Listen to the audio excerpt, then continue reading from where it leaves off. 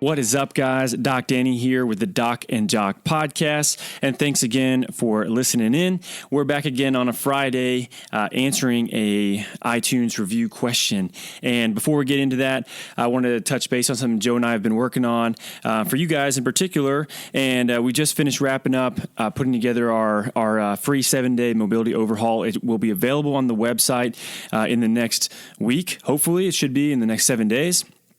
And Joel and I will kind of talk about this a little bit in future podcasts, but really this is just something that we feel addresses a problem, which is people constantly asking us what mobility they should do. And this is primarily CrossFitters and weightlifters. So we got together and we actually programmed it out. So it's about 15 to 20 minutes a day. It's got video links that are linked to YouTube, specific videos for those movements.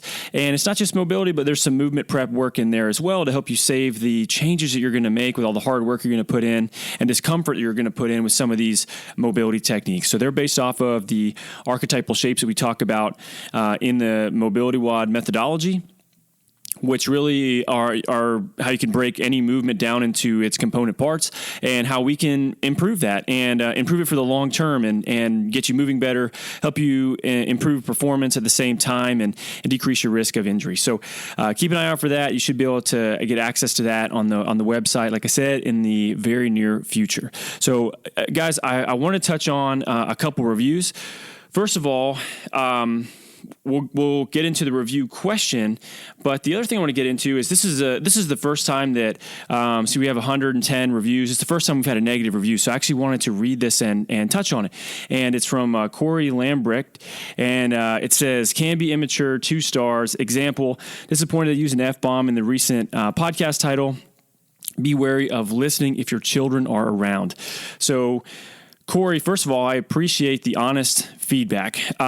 My wife would wholeheartedly agree with you. She feels the same way, and you're right, man. You know, we definitely have a tendency to curse, me in particular, and it is something that I think Joe and I we both try to work on it, but it's just honestly it's part of who we are, you know, and I know that's can be offensive to some people, but it is what it is, man. It's a dime a dozen in the military where I spent 7 years, and it's a habit that has been very hard to change.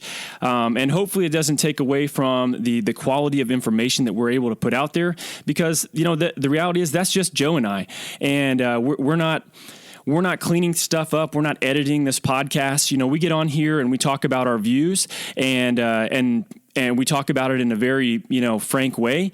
If that offends you, I'm sorry. But it's unlikely that we're going to cold turkey stop cursing.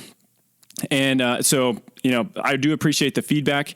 We'll try to do our best, but man, it's part of our personality, and it's something that we try to work on, but they slip every once in a while. So, Corey, thank you for the honest feedback, and we'll definitely work on that. Now, the review that we got that I want to address as a question is from MX Racer 15, and it's a very long review, so I'm actually not going to read all of it. But it basically says, "Awesome informative podcast" is the title. It says his chiropractor introduced him to the podcast about 6 months ago. And his question is about sleeping position, ideally for maximizing recovery and mobility. So, he gets into, pillow position, should his legs be elevated? You spend a third of your life sleeping in this position. So what position should you sleep in? So Mark, that's a great question. And I actually had this conversation with one of my patients today, because I've been seeing her for left shoulder issues, and for her, a lot of it is she's very tight and has more pain in the morning. So we've actually kind of gotten to realize that there's a pattern of she sleeps on her left side, and when she does, she kind of sleeps in this kind of curled up position on her left side, and it loads her shoulder a lot. And when she doesn't sleep on her left side, her shoulder doesn't hurt as much, right? So you're right. You spend a long time there, hopefully 7 to 8 hours a night. And if you sleep in this really weird position, or if you're loading a joint that's already irritated, you can make it worse. So we'll talk about kind of positions that we typically recommend, but our goal for this athlete in particular was to try to switch them to sleeping on their back, which can be kind of a hard transition. So if you're a side sleeper or a stomach sleeper and you try to make the transition to your back, it can be really hard because, it's something that you may have been doing for a very long time and that's how you feel comfortable. And, being able to make that change, maybe you can start in one position, but you wake up in the morning and you'll probably end up wherever it is that you're going to go anyway, right? So who knows how long you actually stayed in the position where you're trying to achieve, which is on your back. For me, what I tell people is, if you're a side sleeper, it's better to get some type of mattress that is softer and that like a foam mattress, something that's going to conform to your body a little bit more. That way, your shoulder kind of sinks in and it's not getting pressed forward or something like that if it's on a hard surface. And if you've ever slept on the ground, or like I would go to the field occasionally when I was in the Army and have to sleep on the ground or in a little pup tent, and it was something that sleeping on a hard surface like that on your side really is very hard to do. It's uncomfortable. The easiest way to sleep is on your back on a very hard surface. So, if you are going to sleep on your side, make sure it's a softer surface. The other thing is, we want to know what's going on with your spine as well. So many people will sleep on their side with this like top leg crossed over, and if it's subtle, it's not that big of a deal. But if it's really like elongated and reaching out very far in front and very rotated at the spine, that can be very irritating for people when they wake up in the morning and they have this like prolonged rotational moment on the back that can cause a lot of stiffness whenever they get up and move around, and it makes it even worse if it's always on one side, which it tends to be where you find comfort. So if you're going to sleep on your side, try to get a softer mattress. And the other thing is, take a pillow and try to put it between both knees and try to stack both knees up. Try to stack your pelvis up as you fall asleep and try to keep that pillow between your knees all night long. Because what that's going to do is it's going to help, number one, gap the knees and create more of a neutral position for the pelvis where you're not shearing it on one side versus the other all night long. And again, this is a trained skill. Some people have a hard time with this, but if you have one-sided lower back pain and you wake up every morning and this one side of your lower back always hurts, and that happens to be the side where the top leg is that you kind of hang over the other leg, well, chances are maybe it's, the position that you're sleeping in that's causing pain. So that's something that you can start to develop some patterns with and say, all right, well, how does my back feel this morning? Maybe you have a test. For me, every morning I wake up and I bend over and touch my toes and I do an overhead squat. And it's a way for me to really see, how I feel that morning, without actually moving much. And it helps me gauge how hard I'm going to be pushing myself later that day if I'm training that day. So that's something that you can do as well, is kind of establish this baseline.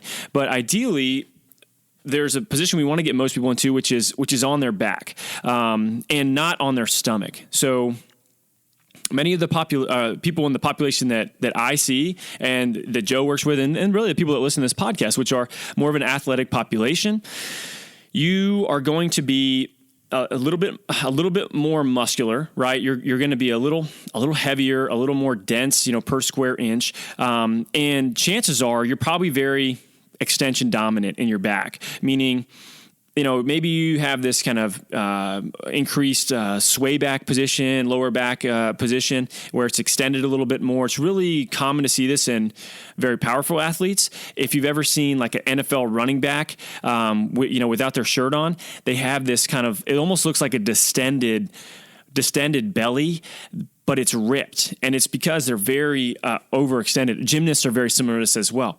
So if we sleep on our stomach and we put ourselves in a extended position all night long, your back can become very irritated with that in primarily an athletic population. So the other area is your neck. So if you're laying on your stomach and your neck is turned to one side all night long, you're not.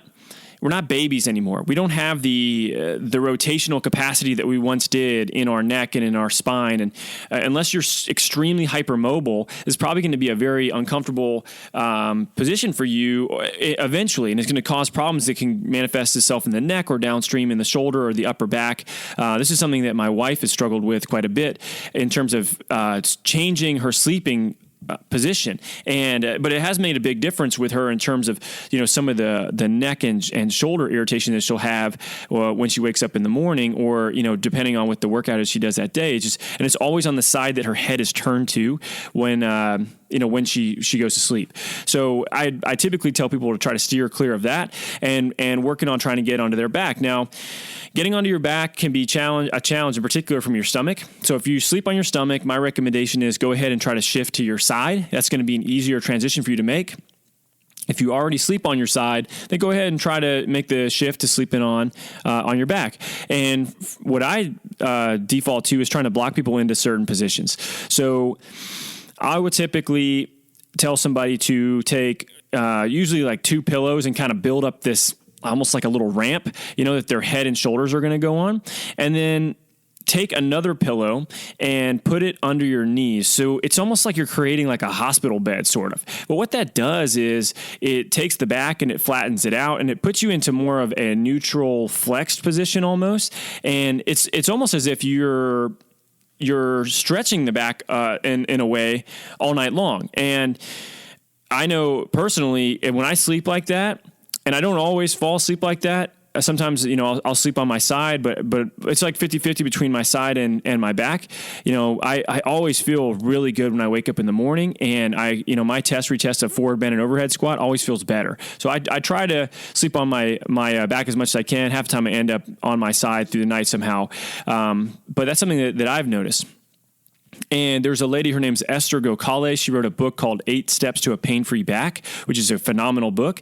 If you have any issues with, your back and want to know a little bit more about postural implications of things that you may or may not be doing during the day.